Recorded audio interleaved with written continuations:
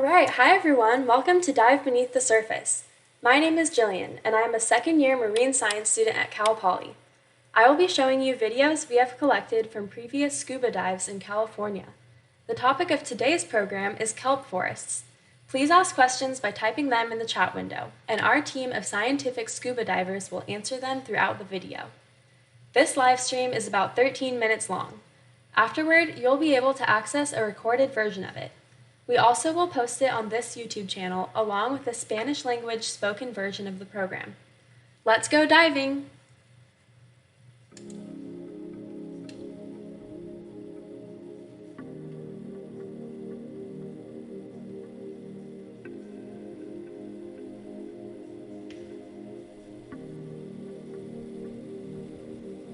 Kelp is an algae, kind of like a plant, but not as complex and with a simpler breeding strategy. Kelp grows all over the world close to shore and in cold water where there are lots of nutrients. There are lots of nutrients along some ocean coasts due to something called upwelling. Upwelling happens when winds push away surface water, which is replaced by water deeper down, and that water is cold and has lots of nutrients. One of those nutrients is nitrogen, which kelp loves, just like the plants in your yard. We're going to focus on California, which has lots of upwelling and the tallest kelp forest in the world, reaching 175 feet. The video we are going to show you is from the California Channel Islands in Southern California. So what is a kelp forest? A kelp forest is made up of dense groupings of kelp. Kelp forests provide shelter and food for thousands of fish, invertebrates, and marine mammal species. I have a question for you. Why do you think the kelp prefers to grow in shallow waters? Answer: it is because kelp needs to photosynthesize, so it needs to be able to get a lot of light. Here's another question for you. How do you think these massive kelps stay upright and reach for the sunlight surface? Answer: giant kelp has a thing called pneumatocysts, which are gas-filled structures that provide buoyancy like a balloon. Here you can see a diver popping them open to release the gas.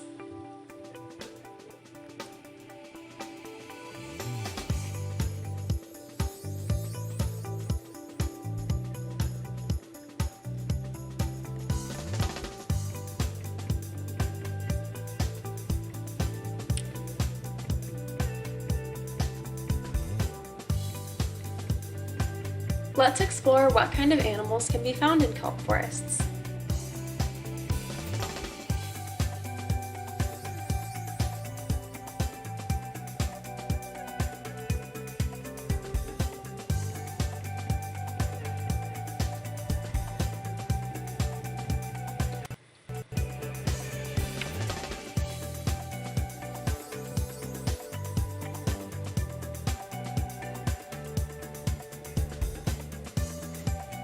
Here is a kelp bass. They live and hunt other fish in the kelp forest. Notice how the kelp bass is colored to be camouflage. It even has splotches of white to represent sunlight reflecting off the kelp.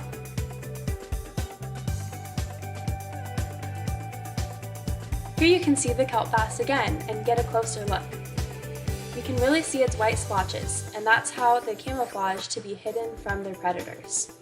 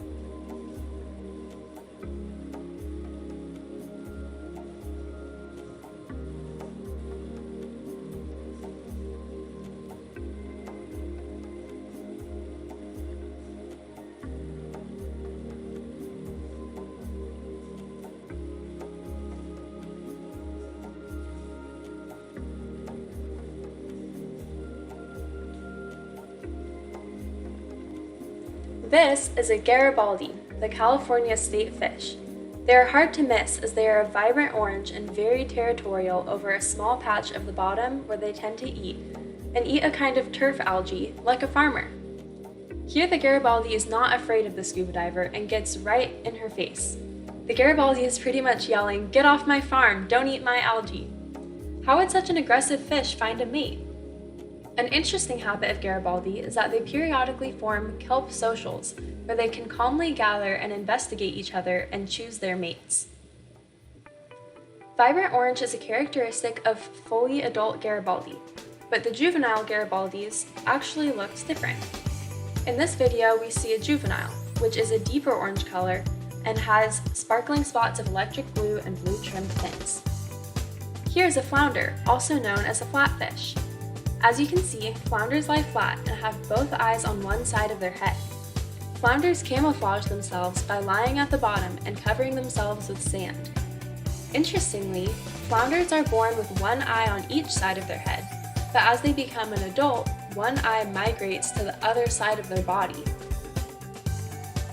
Here is a seal resting on the bottom. They have expressive eyes and are full of curiosity, and can be very playful, making them the puppies of the sea. That other dark animal swimming by was a sea lion. Seals and sea lions are very social animals. Like dogs, they have very sensitive whiskers. Seals use their super sensitive whiskers to feel vibrations in the water when they are hunting for fish. A seal is a mammal, thus it is holding its breath this entire time. Seals and sea lions are very impressive in their diving ability, especially because they do not have gills and must come up regularly for air. Despite needing to come up for air, seals and sea lions can descend up to 600 feet when hunting. That is one of the reasons they have such large, dark eyes, because it helps them see better in dim environments like the deep sea. They are great hunters, but they are also the favorite meal of great white sharks, due to their impressive amount of blubber.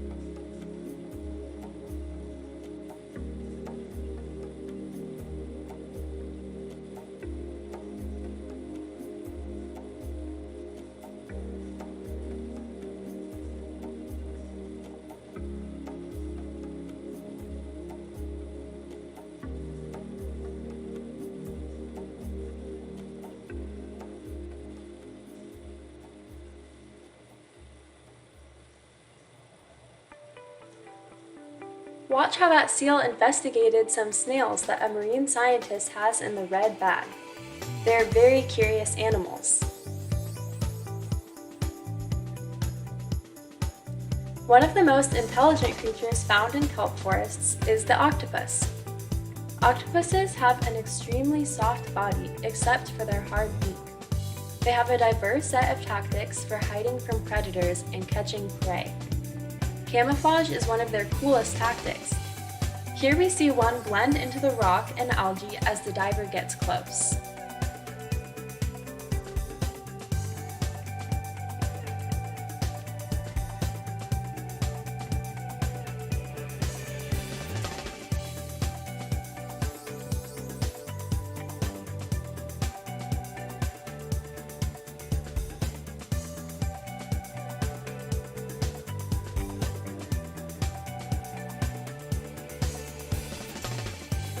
Here is a decorator crab.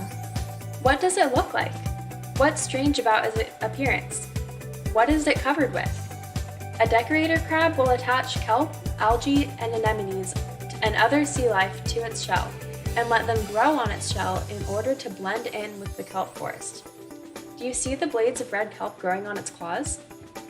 Here's a larger crab called a sheep crab walking around the seafloor looking for food. Uh-oh, looks like we got too close, and it is saying, "Get away or I will pinch you with my claws." Okay, farewell and good luck, sheep crab.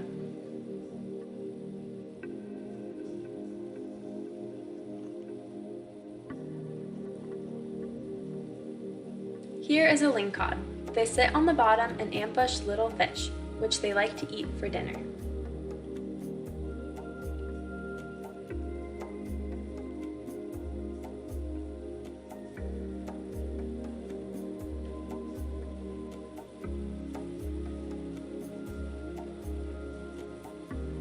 This is a sea hare, which is a mollusk. Sea hares eat algae, so they are kind of like a very slow-moving cow grazing algae off the seafloor. Sea hares have very large nerves, or neurons, and they can be studied quite easily because the neurons are not protected by a shell or skeleton. So, scientists study sea hares in order to learn how neurons work, and even understand our own nervous system.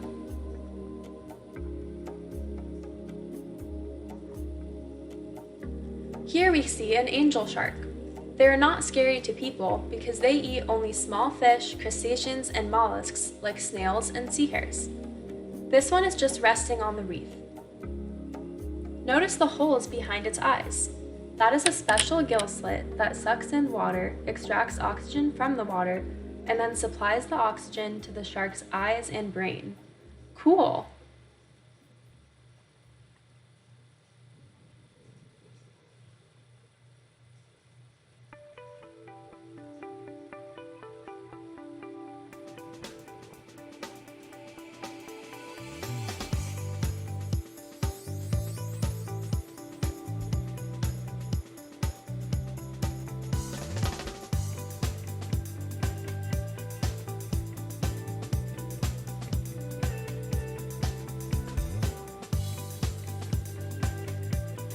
Thanks everyone for scuba diving with us in California kelp forests.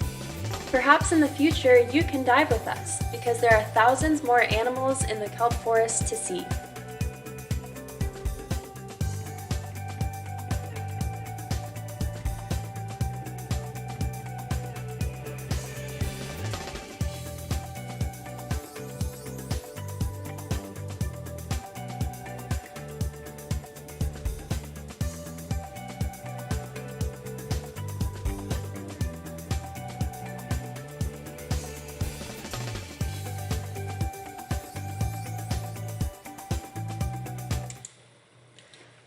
Okay everyone, that concludes our dive video for today, and now I'm going to answer a few questions. First, Francesca asked, what is the difference between a seal and a sea lion? And the answer to this is that they are both marine mammals that eat fish and other sea creatures, but sea lions are darker and can walk on land and have ear flaps, whereas seals are lighter, they wiggle on land, and they lack visible ear flaps. Haley asked, are there great white sharks in the kelp forest? Yes, there actually are great white sharks in the kelp forest. People used to think that white sharks did not like being inside the forest, but video from cameras attached to white sharks has shown us that they will happily swim around inside a kelp forest. Michael asked, can I go scuba diving in the California Channel Islands? Yes, you can. First, you need to take a class on scuba diving at your local dive center. Anyone 10 years old or older can take the class. Then there are scuba diving boats that will take you out to the Channel Islands from Long Beach, Ventura, Santa Barbara, and other harbors along the coast. Then you can scuba dive off the boat. Did you know that the northern Channel Islands are all in a national park, including the kelp forests? It is very beautiful, and I hope you check it out. Okay everyone, thanks for scuba diving with us. This is Jillian signing out. Bye!